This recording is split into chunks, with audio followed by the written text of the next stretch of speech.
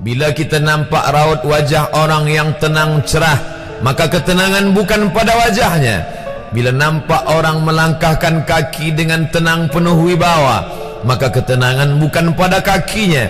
Bila tampak ayunan tangannya tak tergesa-gesa, maka bahagia bukan pada tangannya. Di mana letak bahagia itu? Ala fil jasadi mutrah. Ketahuilah dalam jasad ada segumpal, ada sekepal, ada sesuap.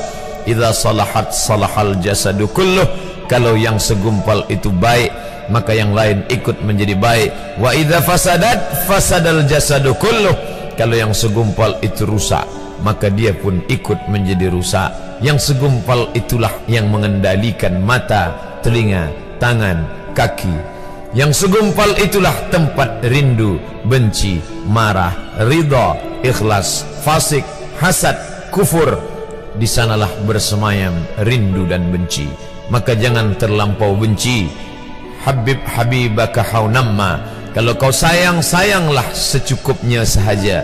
Karena boleh jadi hari ini kau sayang, besok berubah menjadi kebencian. Kalau kau benci, bencilah secukupnya sahaja. Boleh jadi esok pagi dia menjadi orang yang tersayang. Berapa banyak puan-puan berkata, siapa itu? Itulah orang yang dulu paling aku benci. Tapi hari ini masih ada juga benci, tapi tak banyak. Oleh sebab itu maka dijaga dia.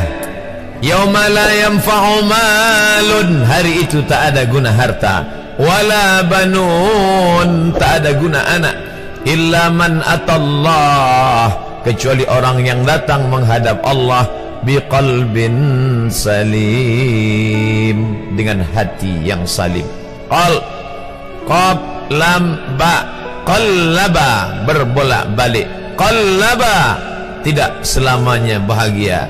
Kadang pagi hati tenang, petang datang dia pun susah. Kadang pagi hati lapang, petang tiba dia pun gundah.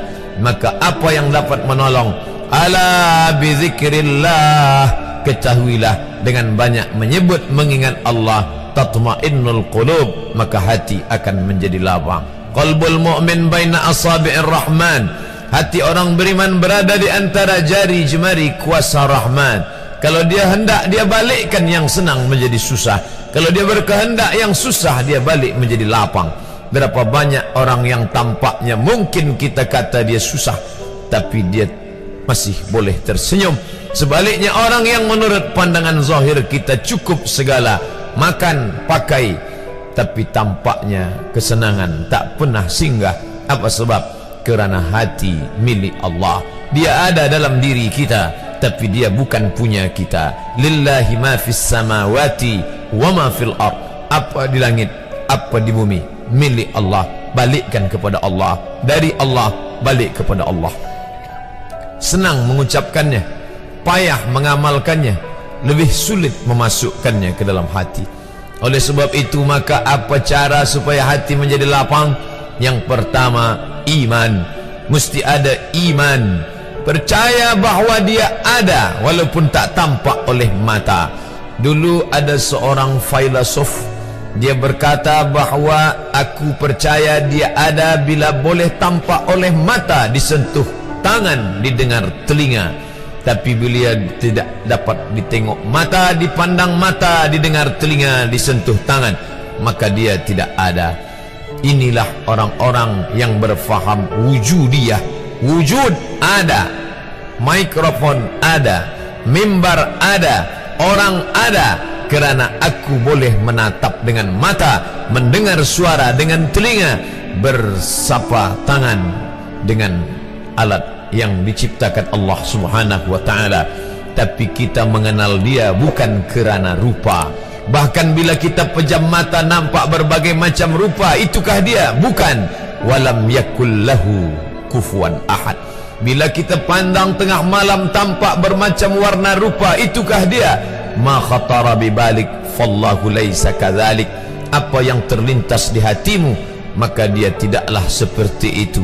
Dia tak dapat dipandang dengan mata. La tudrikuhul absaru, dia tak dapat ditangkap mata. Wa huwa yudrikul absara, dialah yang dapat menatap mata. Jangankan dia, wajah kita pun kita tak boleh melihatnya.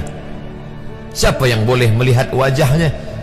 Sementara belum dijumpai cermin, belum pandai orang membuat cermin, orang tak tahu bentuk rupa wajahnya bagaimana. Sampai suatu hari dia dalam perjalanan panjang, dia tengok ada pohonan rindang, lalu kemudian dia berteduh di bawah pohon rindang, menghindar dari panas terik matahari. Di bawah pohon rindang ada kolam air, maka saat dia akan mengambil minum dari air kolam, disitulah dia melihat wajahnya. Oh, begitu rupa wajah di dalam air kolam.